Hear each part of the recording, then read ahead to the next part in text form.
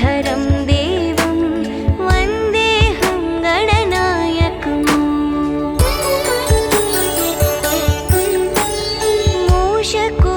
मूषकोत्तममारुह्य देवासुरमहाहवे योद्धुकामं महावीर्यं वन्देऽहं गणनायकम् यक्षकिन्निरगन्धर्वक्ष सिद्धविद्याधरैः सदा स्तूयमानं महाबाहुं वन्देऽहं गणनायकम् सर्वविघ्नहरं देवं सर्वविघ्नविवर्जितं सर्वसिद्धिप्रदातारं वन्देऽहं गणनायकम् गणाष्टकमिदं पुण्यं यः पठे सततं नरः सिद्ध्यन्ति सर्वकार्याणि विद्यावान् धनवान् भवेत्।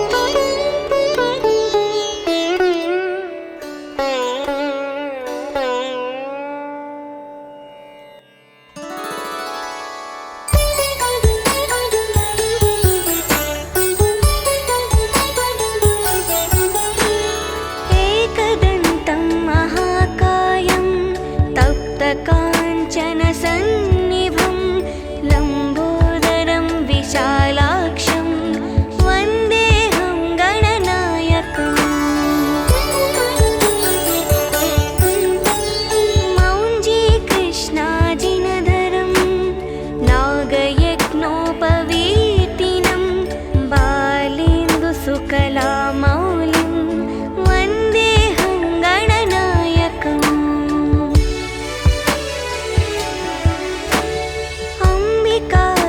अम्बिकाहृदयानन्दं मातृभिः परिवेष्टितं भक्तिप्रियं मदोन्मत्तं वन्देऽहं गणनायकम् चित्ररत्नविचित्राङ्गं चित्रमालाविभूषितं चित्ररूपधरं देवं वन्देऽहं गणनायकम् गजवक्त्रं सुरश्रेष्ठं कर्णचामरभूषितं पाशाङ्कुशधरं देवं वन्देऽहं गणनायकम्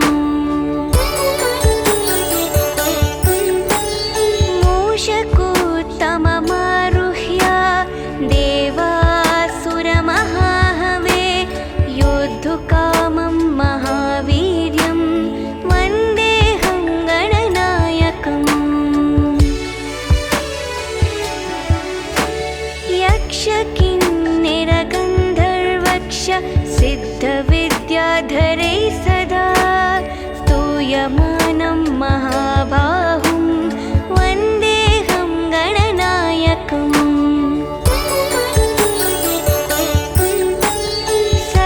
सर्वविघ्नहरं देवं सर्वविघ्नविवर्जितं सर्वसिद्धिप्रदातारं वन्देऽहं गणनायकम्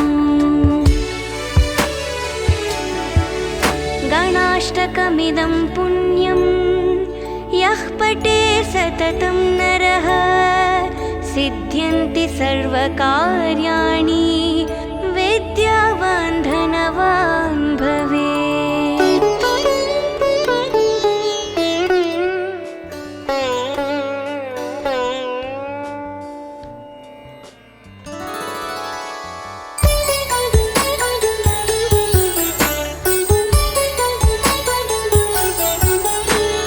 एकदन्तं महाकायं तप्तकाञ्चनसन्निभं लम्बोदरं विशालाक्षं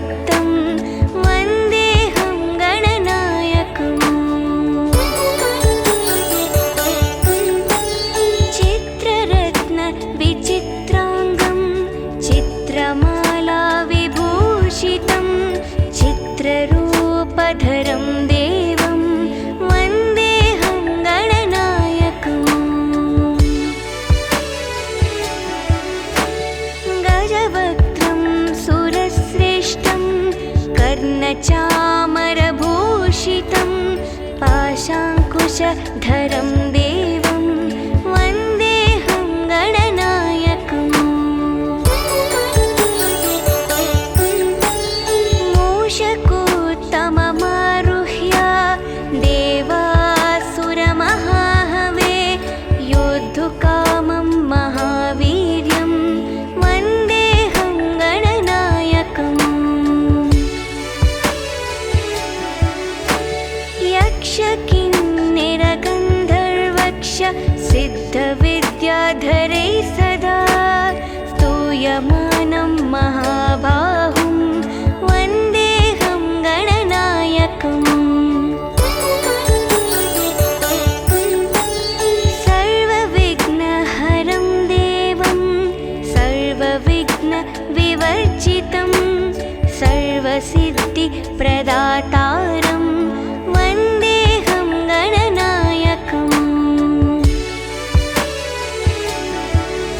गणाष्टकमिदं पुण्यं यः पठे सततं नरः सिद्ध्यन्ति सर्वकार्याणि विद्यावान् धनवान् भवेत्।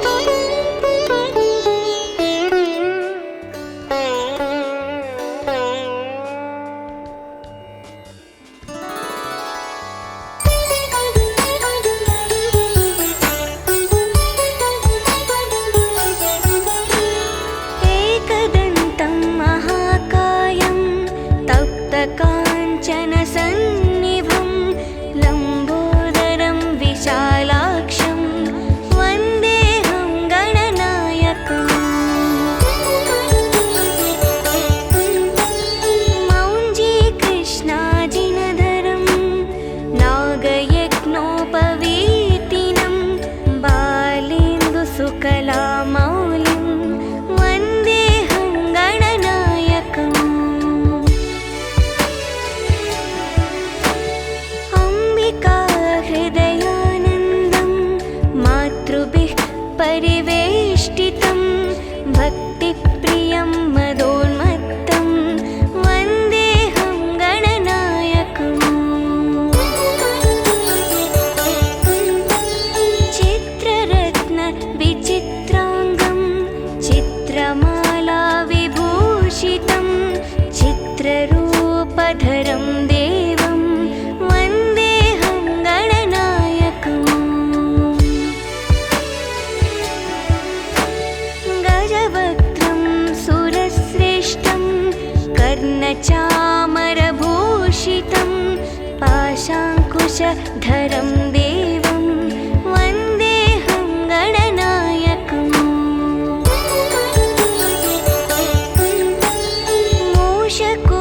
मूषकोत्तममारुह्य देवासुरमहाहवे योद्धुकामं महावीर्यं वन्देऽहं गणनायकम्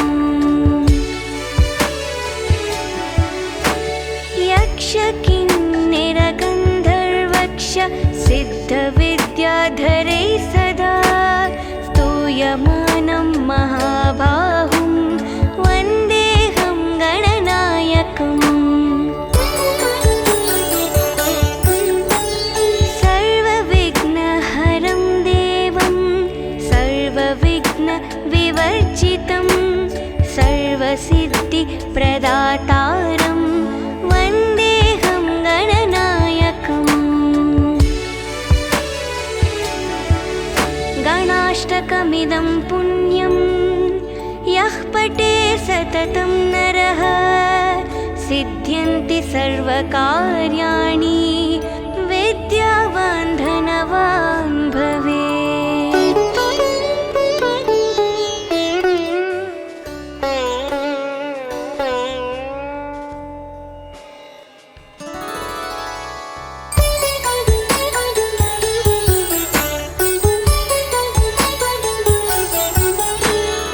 एकदन्तं महाकायं तप्तकाञ्चनसन्निभं लम्बोदरं विशालाक्षं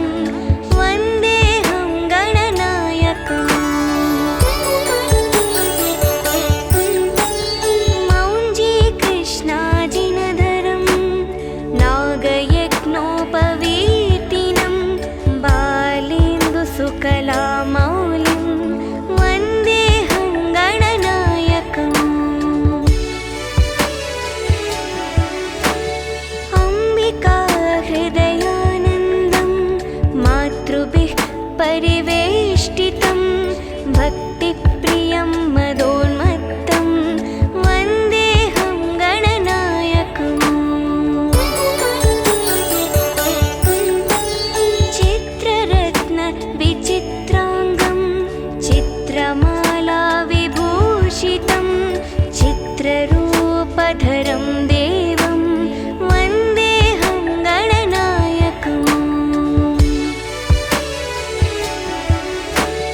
गजवक्त्रं सुरश्रेष्ठं कर्णचामरभूषितं पाशाङ्कुशधरं देवं वन्देऽहं गणनायकम् मूषकोत्तममारुह्य देवासुरमहाहवे योद्धुकामं महावीर्यं वन्देऽहं गणनायकम् यक्षकिन्निरगन्धर्वक्ष सिद्धविद्याधरैः सदा स्तूयमानं महाबाहुं वन्देऽहं गणनायकम्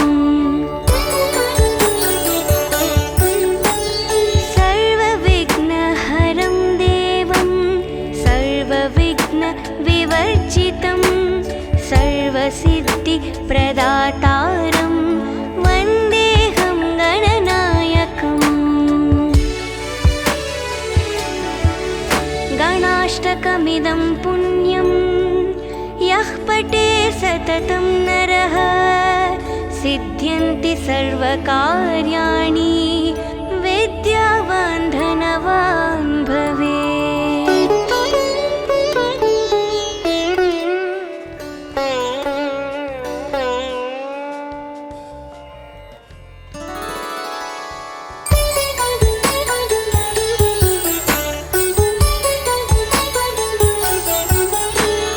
एकदन्तं महाकायं तप्तकाञ्चनसन्निभं लम्बोदरं विशालाक्षं वन्देऽहं गणनायकम् मौञ्जीकृष्णाजिनधरं नागयज्ञोपवीतिनं बालेन्दुसुकलामौलिं वन्देऽहं गणनायकम् अम्बिकाहृदयानन्दं मातृभिः परिवेष्टितं भक्तिप्रियं मदोन्मत्तं वन्देऽहं गणनायकम् चित्ररत्नविचित्राङ्गं चित्रमाला विभूषितं चित्ररूपधरं देवं वन्देऽहं गणनायकम् गजवक्त्रं सुरश्रेष्ठं कर्णचामरभूषितं पाशाङ्कुशधरं देवं वन्देऽहं गणनायकम्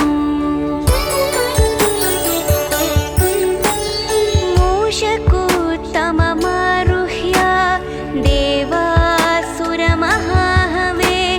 योद्धुकामं महावीर्यं वन्देऽहं गणनायकम् यक्षकिन्निरगन्धर्वक्ष सिद्धविद्याधरैः सदा स्तूयमानं महाबाहुं वन्देऽहं गणनायकम् सर्वविघ्नहरं देवं सर्वविघ्नविवर्जितं सर्वसिद्धिप्रदातारं वन्देऽहं गणनायकम् गणाष्टकमिदं पुण्यं यः पठे सततं नरः सिद्ध्यन्ति सर्वकार्याणि विद्यावान् धनवान् भवेत्।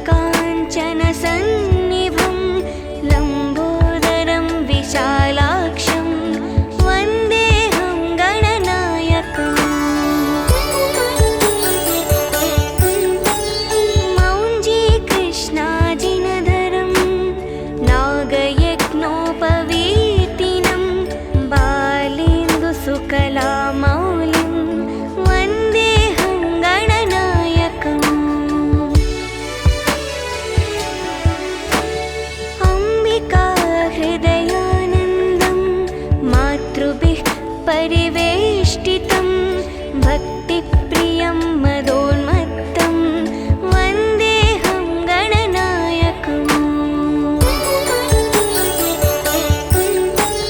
चित्ररत्न विचित्राङ्गं चित्रमाला विभूषितं चित्ररूपधरं देवं वन्देऽहं गणनायकम् गजवक्त्रं सुरश्रेष्ठं कर्णचामरभूषितं पाशाङ्कुशधरं देवं वन्देऽहं गणनायकम् मूषकोत्तममारुह्य देवासुरमहाहवे योद्धुकामं महावीर्यं वन्देऽहं गणनायकम्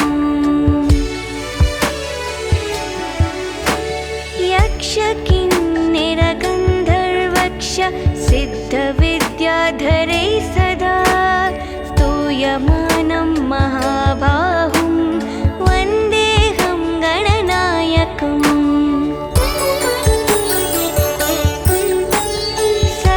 सर्वविघ्नहरं देवं सर्वविघ्नविवर्जितं सर्वसिद्धिप्रदातारं वन्देऽहं गणनायकम्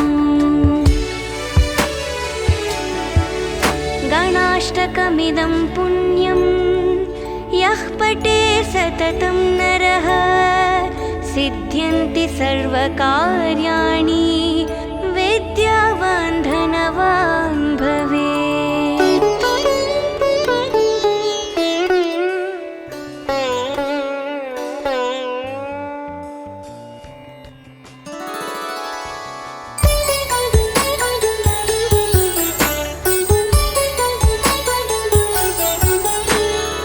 एकदन्तं महाकायं तप्तकाञ्चनसन्निभं लम्बोदरं विशालाक्षं वन्देऽहं गणनायकम् मौञ्जीकृष्णाजिनधरं नागयज्ञोपवीतिनं बालेन्दुसुकलामौलिं वन्देऽहं गणनायकम्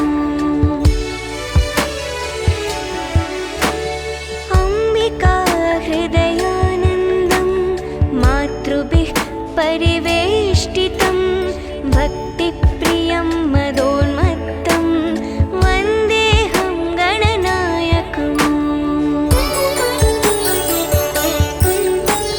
चित्ररत्न विचित्राङ्गं चित्रमाला विभूषितं चित्ररूपधरं देवं वन्देऽहं गणनायकम् गजवक्त्रं सुरश्रेष्ठं कर्णचामरभूषितं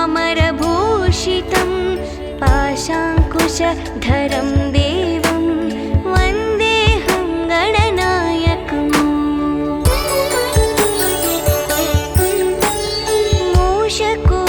मूषकोत्तममारुह्य देवासुरमहाहवे योद्धुकामं महावीर्यं वन्देऽहं गणनायकम्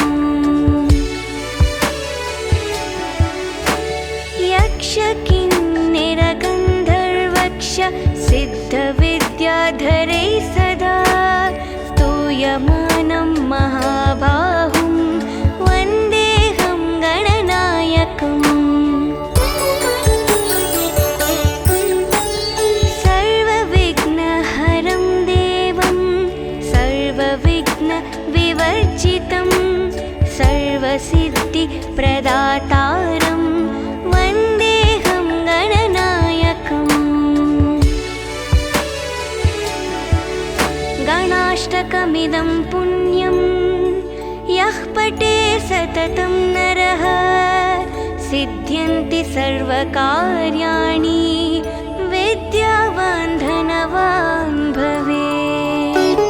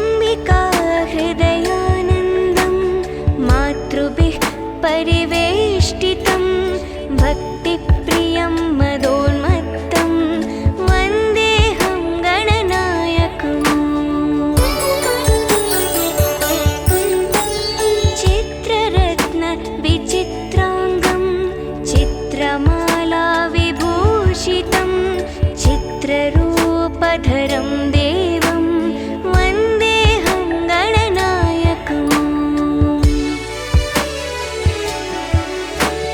गजवक्त्रं सुरश्रेष्ठं कर्णचामरभूषितं पाशाङ्कुशधरं देवं वन्देऽहं गणनायकम्। मूषकोत्तममारुह्य देवासुरमहाहवे योद्धुकामं महावीर्यं वन्देऽहं गणनायकम्। यक्षकिन्निरगन्धर्वक्ष सिद्धविद्याधरैः सदा स्तूयमानं महाबाहुं वन्देऽहं गणनायकम्।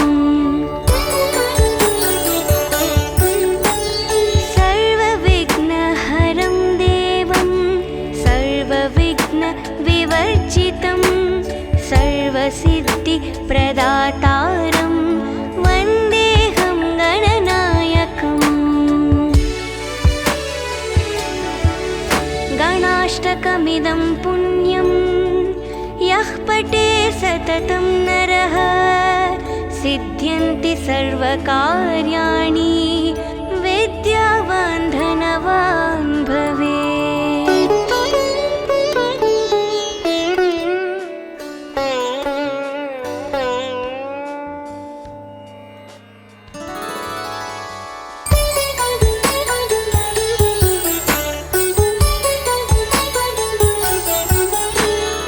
एकदन्तं महाकायं तप्तकाञ्चनसन्निभं लम्बोदरं विशालाक्षं वन्देऽहं गणनायकम्।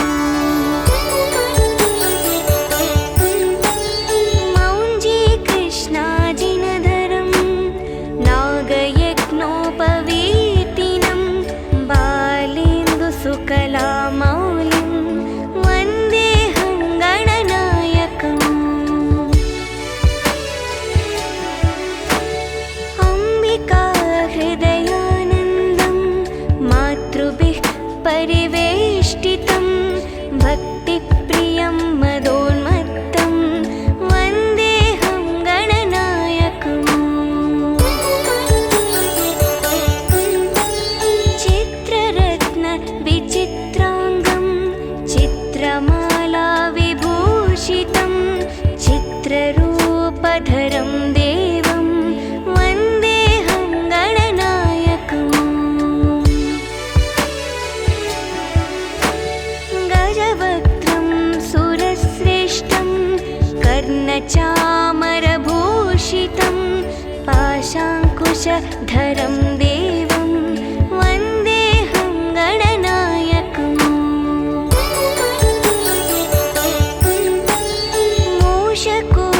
मूषकोत्तममारुह्य देवासुरमहाहवे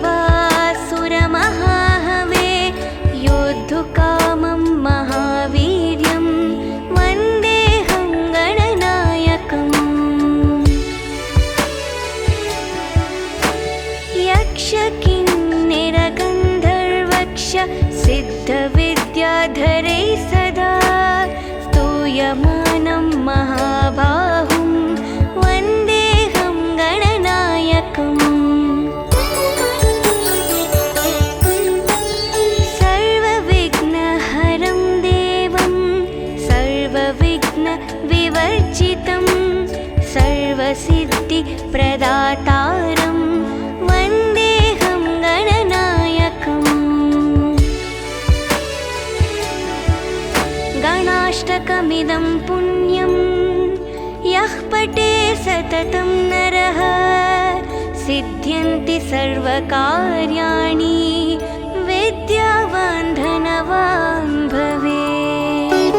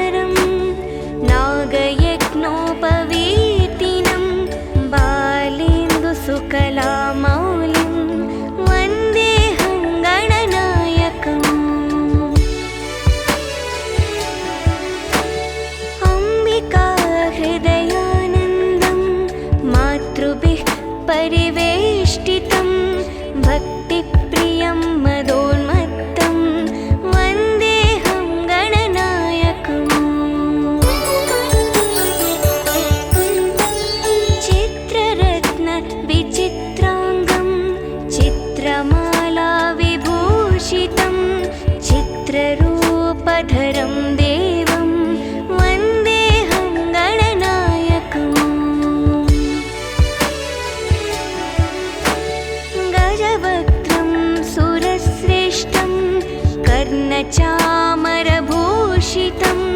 पाशाङ्कुशधरं देवं वन्देऽहं गणनायकम् मूषकोत्तममारुह्य देवासुरमहाहवे योद्धुकामं महावीर्यं वन्देऽहं गणनायकम् यक्षकिन्निरगन्धर्वक्ष सिद्धविद्याधरैः सदा स्तूयमानं महाबाहुं वन्देऽहं गणनायकम् सर्वविघ्नहरं देवं सर्वविघ्नविवर्जितं सर्वसिद्धिप्रदातारं वन्देऽहं गणनायकम् गणाष्टकमिदं पुण्यं यः पठे सततं नरः सिद्ध्यन्ति सर्वकार्याणि विद्यावान् धनवान् भवेत्।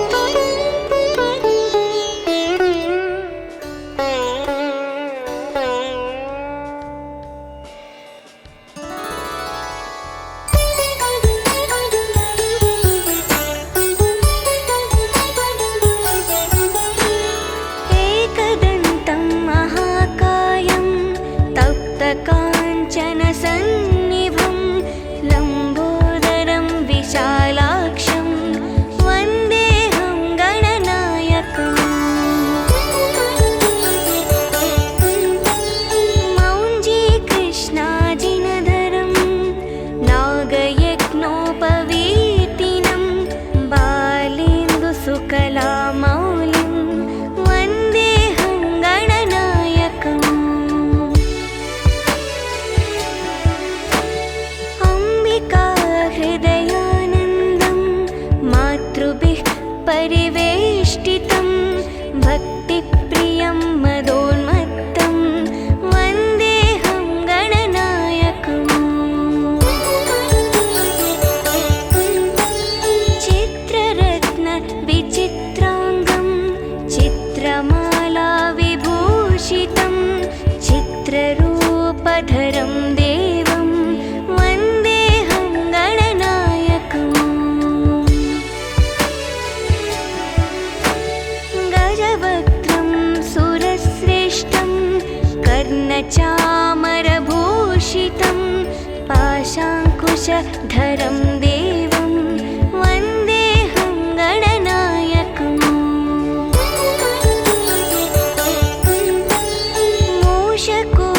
मूषकोत्तममारुह्य देवासुरमहाहवे योद्धुकामं महावीर्यं वन्देऽहं गणनायकम्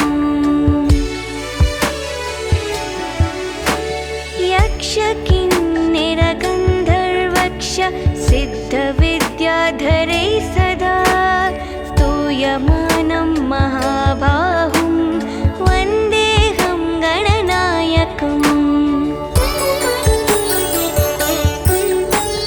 सर्वविघ्नहरं देवं सर्वविघ्नविवर्जितं सर्वसिद्धिप्रदातारं वन्देऽहं गणनायकम् गणाष्टकमिदं पुण्यं यः पठे सततं नरः सिद्ध्यन्ति सर्वकार्याणि विद्यावान् धनवान् भवेत्।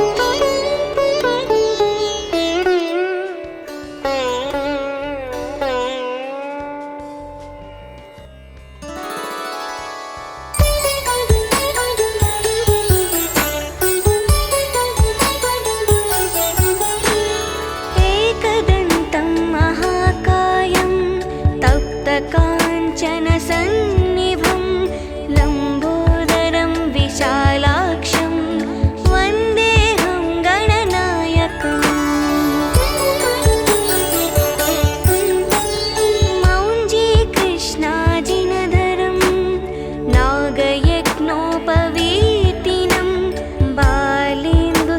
सकलामौलिं वन्देऽहं गणनायकम्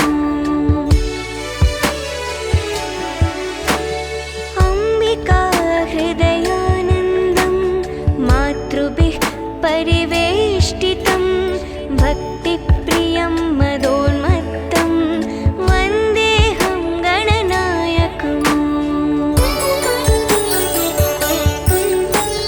चित्ररत्नविचित्राङ्गं चित्रमाला विभूषितं चित्ररूपधरं देवं वन्देऽहं गणनायकम्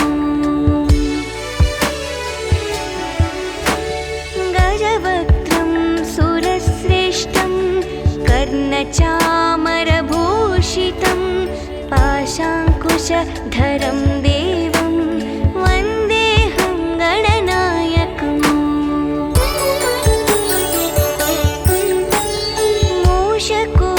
मूषकोत्तममारुह्य देवासुरमहाहवे योद्धुकामं महावीर्यं वन्देऽहं गणनायकम् यक्षकिन्निरगन्धर्वक्ष सिद्धविद्याधरैः सदा स्तूयमानं महाबाहुं वन्देऽहं गणनायकम्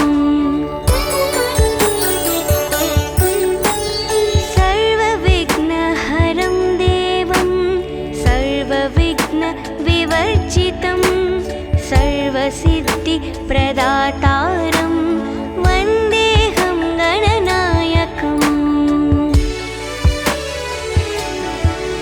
गणाष्टकमिदं पुण्यं यः पठे सततं नरः सिद्ध्यन्ति सर्वकार्याणि विद्यावान् धनवान् भवेत्।